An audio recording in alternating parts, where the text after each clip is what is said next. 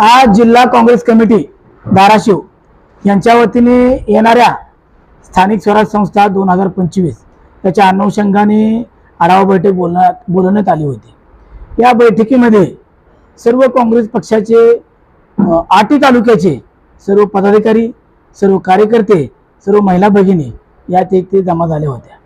त्या बैठकीमध्ये असा सूर निघाला आहे की आपल्या पक्षाला येणाऱ्या स्थानिक स्वराज संस्थेमध्ये योग्य ती जागा देऊन किंवा योग्य त्या आपल्या स्थान दिला, काँग्रेस पक्षाला स्थान दिले तर आपण महाविकास आघाडी करून लढण्यास सर्वजण तयार आहे।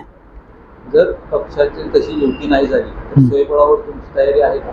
काँग्रेस पक्ष हा तळागाळात रुजलेला धाराशिव जिल्ह्यामधील सर्वात मोठा पक्ष आहे। आज जरी खासदार किंवा आमदार जरी ह्या जिल्ह्यातील दुसऱ्या पक्षाचे असतील पण मतदाराचा कॅरिडोर हा कायम काँग्रेस पक्षाशी सतत राहिलेला आहे।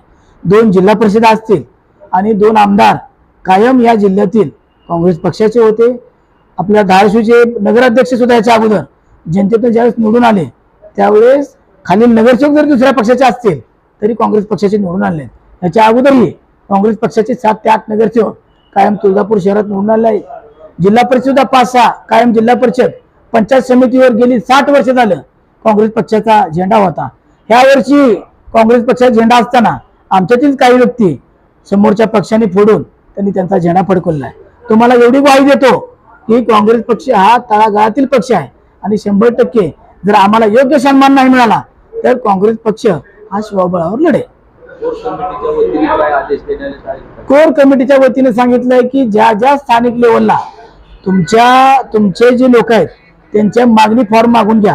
त्यांनी आमच्या तुळजापूर तालुक्यातील मागणी फॉर्म आमच्याकडे दिलेले आहेत। तसेच जिल्ह्यातील प्रत्येक तालुकाध्यक्षाकडे त्यांनी अर्जाची मागणी छाननी फॉर्म दिलेला आहे।